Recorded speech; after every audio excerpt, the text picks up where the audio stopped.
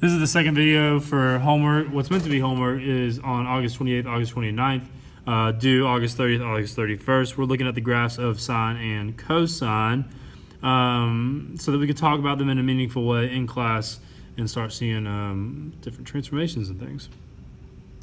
If you haven't watched the first video, go back. You look at that. You can even see that we did something on the previous one.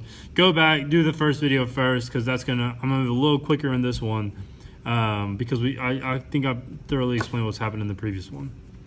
So if we want to fill out the rest of this table value, or this table values, if we go to 2 pi, at 2 pi, cosine is going to be 1. At 3 pi over 2, cosine is going to be 0. At pi, because I'm just plugging these x values into the cosine function. All right, so what's happening here is like cosine of pi, that's going to be -1, so we have the ordered pair pi comma -1. Pi over 2, cosine is 0. Pi over 3, cosine is 1/2. 0 comma 1.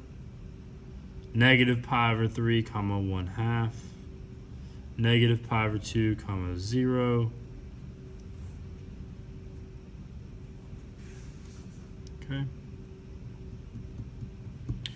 And so we want to scale our axes. Well, we're going to have to go as high as 2 pi, as low as -2 pi, similar with the sine function. Again, I'm going to split this into fourths, or do my best job at doing that. And go ahead and call this pi over 2, pi 3 pi over 2, which means this is -pi over 2, pi, -3 pi over 2.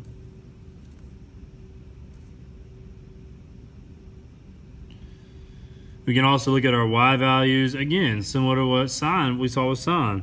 Highest value it takes is going to be 1, lowest value is -1. So it's going to go as high as 1 here, and as low as -1 here. Maybe that's a little off, but oh well. And then we can plot points. So let's if we want to start with -2 pi, I go over to -2 pi because that's my x value. My y value is 0, so I plot the point. -3 pi over 2 comma 1, so -3 pi over 2 comma 1.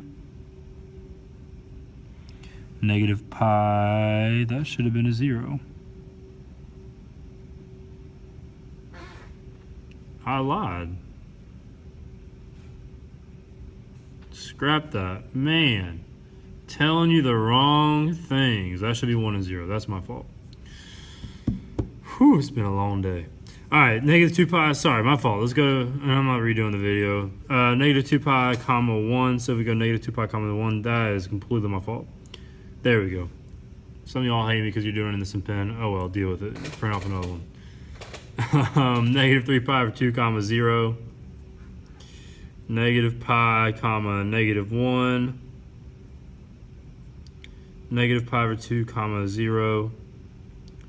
Let's call this like -pi over 3 comma 1/2. So that would be like here, 0 comma 1.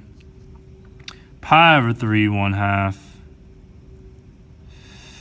Pi over 2 comma 0. Pi comma -1.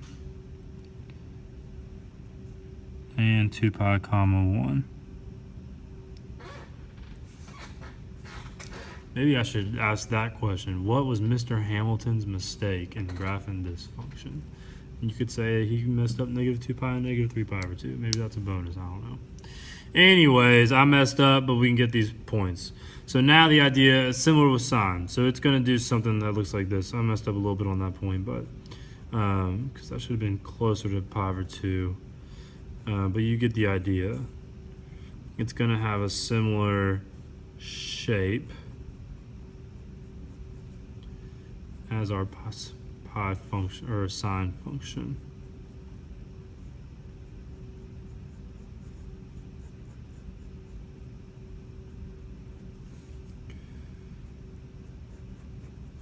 So this is our cosine parent function.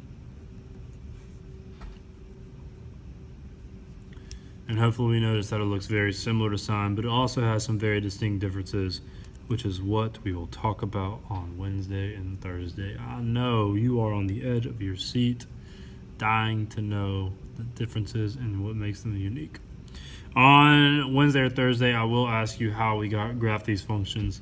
The key thing is that you actually explain, hey, we can use the unit circle, plug those into the cosine value to figure out what cosine equals at each point, get the ordered pairs, graph the function, and go from there. Again, Wednesday, Thursday, we'll talk about the key features that make these functions unique.